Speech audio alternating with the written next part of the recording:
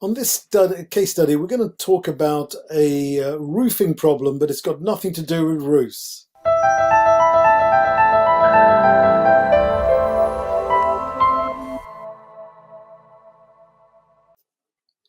On this case study, we're going to talk about a roofing problem, but it's got nothing to do with roofs. Hi, my name is Gordon D'Silva, and on this case study, I want to talk to you about a problem I noticed right in my backyard. In fact, it was a couple of doors down from us, a next door neighbor. And you can see from here they've got this roof, and you can't tell, but the roof, you might think the roof is going on, but actually the roof is coming off and going back on again because the person who did the roof didn't do it right first time out. It's caused a leak. Now let's look at, I'm sure they didn't do it on purpose, but it's caused a major problem for two reasons. And by the way, this is the first in the second video goes into a completely different consequence of this roof, and it has personal implications to me. But here, the roof was done about 6 months ago. The whole bungalow was remodeled a couple of months ago. It took over a year and a half. The roof went on, and obviously the internal decorations went on. And now in the middle of winter, you can see it's a really rainy day. It's been absolutely pouring it down. The roof's had to come off. It's been off all weekend with heavy rain. And you can imagine, even before it's come off, that it was obviously causing some damage internally, which is how the owners noticed it and had to call the roofers back to fix it. Absolutely horrible situation to be in, because from the roofer's point of view, they've got to do this job again. They've got to come in, tear it off, buy materials, put it back on, labor costs, material costs, time costs. They can't be doing anything else.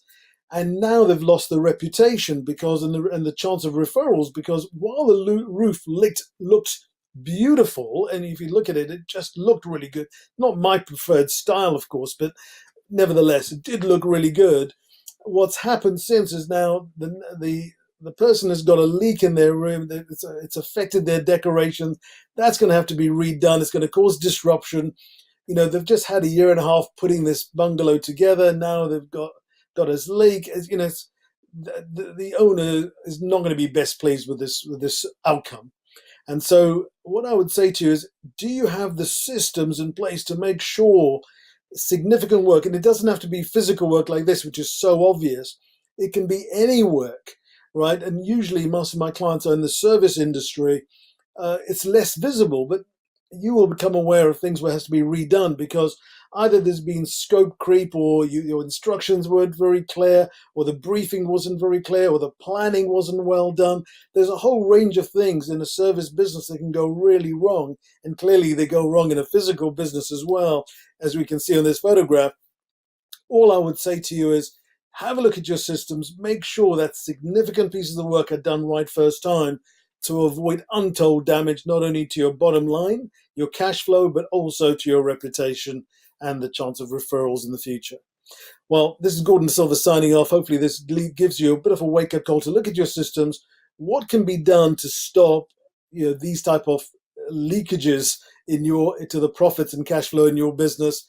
If there's any thoughts on that you can do now, go ahead and make them happen with your team. If you'd like to have a chat with us about how we look at systems and make sure we improve systems on a regular basis for our clients' businesses, love to talk to you.